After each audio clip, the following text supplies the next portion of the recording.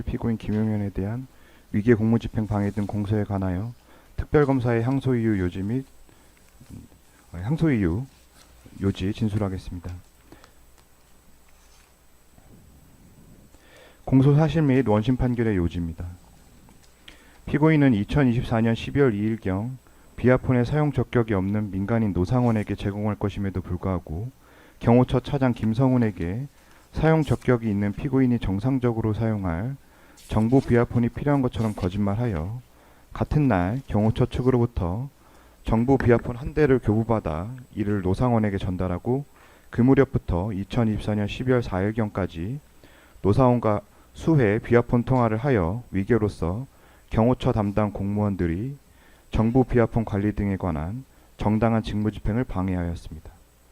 또한 피고인은 비상계엄 해제 직후 향후 비상계엄과 관련하여 수사 대상이 될 것을 염두에 두고 이를 대비하고자 2024년 12월 5일경 개인비서 양호열에게 국방부 장관 공관 2층에 있는 서류, 노트북 및 개인 휴대전화를 파기하도록 지시하고 이에 양호열은 피고인의 지시에 따라 위 서류, 노트북 및 개인 휴대전화를 파기하여 피고인은 양호열로 하여금 피고인과 대통령 윤석열 등의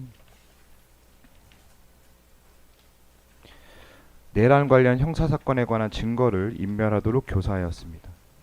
이에 특검은 피고인을 위계 공무집행 방해죄 및 증거인멸 교사죄로 공소를 제기하여 피고인에게 징역 5년을 구형하였고 원심에서는 공소사실 전부를 유죄로 인정하여 피고인에게 징역 3년을 선고하였습니다.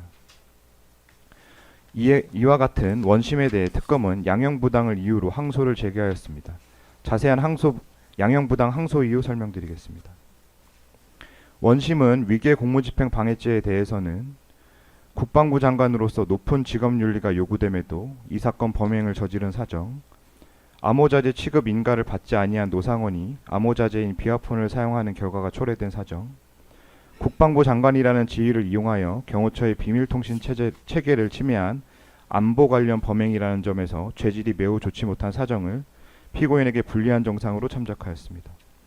증거인멸 교사죄에 대해서는 수행비서 양호열에게 비상계엄 선포와 관련된 범죄 혐의 증거들이 포함된 이 사건 서류들의 폐기 등을 지시한 사정, 비상계엄 관련 실체적 진실 발견이 어렵게 되어 적절한 형사사법권 행사에 큰 지장을 초래하여 책임이 가볍지 않고 비난 가능성이 큰 사정을 피고인에게 불리한 정상으로 참작하였습니다.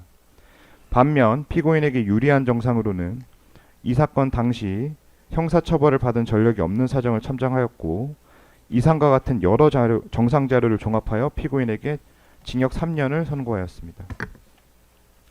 하지만 이러한 원심의 선고형은 피고인의 지위, 각 범행의 중대성, 범행 이후의 정황 등에 대한 정당한 양형평가를 거쳐 지나치게 가벼운 형을 선고한 위법이 있습니다.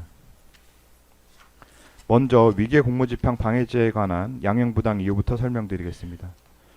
비아폰은 해킹과 도청을 불가능하도록 보안성을 극대화한 암호자재로 디지털 포렌식을 통한 자료 복구도 불가능하며 대통령, 국무총리 등 비밀 취급 인가를 받은 극히 제한된 정부 주요 부처 관련자들에게만 지급됩니다.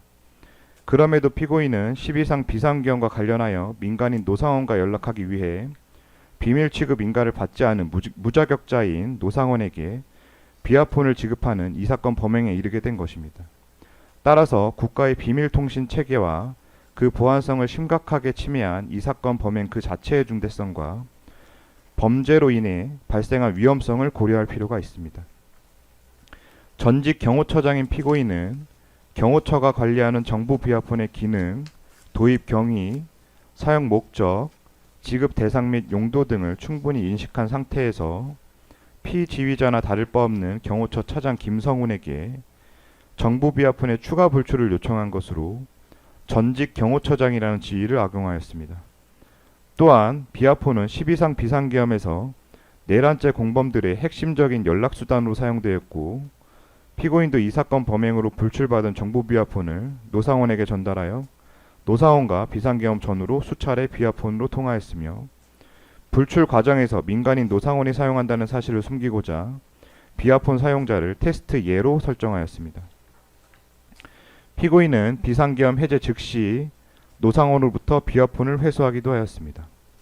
이 사건 정부 비화폰이 경호처의 관리 범위를 벗어나 민간인에게 전달되어 비상계엄 상황에서 비정상적인 지시 보고의 수단으로 활용되었다는 사실을 은폐하고자 하는 주도 면밀한 모습까지 보였습니다.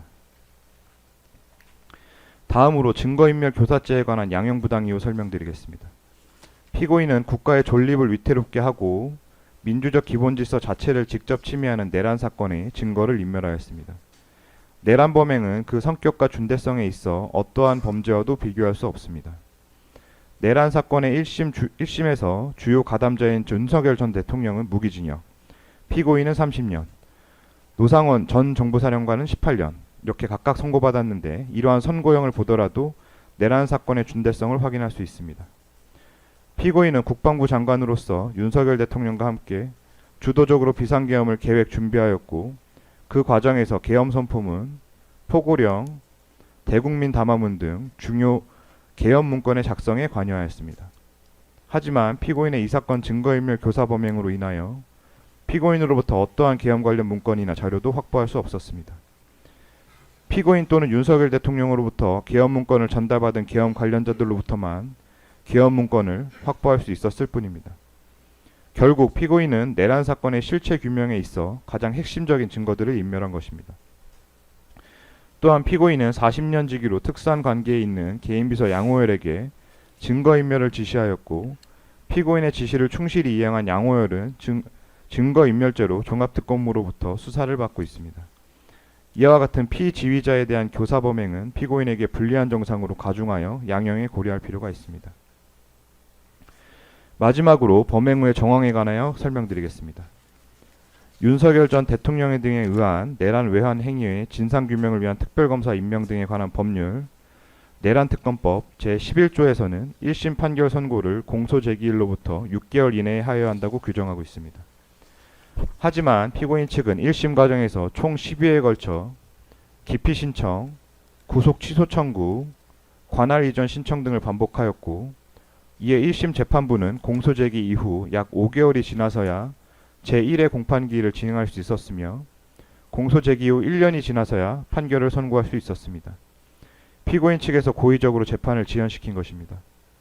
피고인 측은 국민참여재판 의사 및 증거 인부도 거부하며 재판부의 정당한 재판 진행에 비협조적인 태도로 일관하였고 특별검사 측의 증인신문을 유도신문이라 자의적으로 규정하며 신문을 방해하여 정상적인 증인신문이 불가능하도록 재판 진행을 방해하였으며 법정을 이 사건과 관련 없는 정치적인 발언 창구로 악용한 것도 모자라 재판부의 제지에 형사소송법에는 변호인이 재판부께 드릴 수 있는 이야기에 제한이 없다며 항의하기도 하였습니다.